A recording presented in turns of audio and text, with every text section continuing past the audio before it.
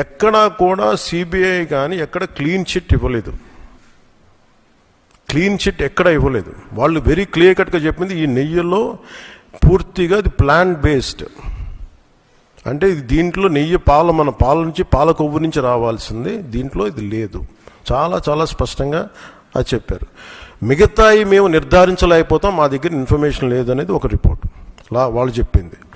అలాగే national dairy development board very క్లియర్గా చెప్పింది దీంట్లో ఫిష్ ఆయిల్, అలా గొడ్డు కొవ్వు, పంది కొవ్వు, ఇవన్నీ లార్డ్ మన ఇంగ్లీష్ పదాలతో ఇవి ఉండే అవకాశాలు ఉన్నాయి. చాలా స్పష్టంగా వాళ్ళు ఇచ్చారు.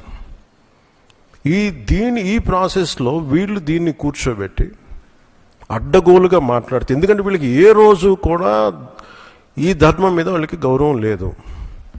పైగా ఈ దొరికిన వాళ్ళ ఛార్జ్ షీట్లు మీకు చూస్తే, మనకి తెలిసిన పేర్లన్నీ చూస్తే ఇందులో ఎక్కడ మతానికి సంబంధం లేదు. ఇది భోలేనాథ్ బాబా కానీ మిగతా ఏ డైరీ మీరు చూసినా కానీ వీళ్ళు ప్రిడామినెంట్లీ దర్ ఆల్ హిందూస్.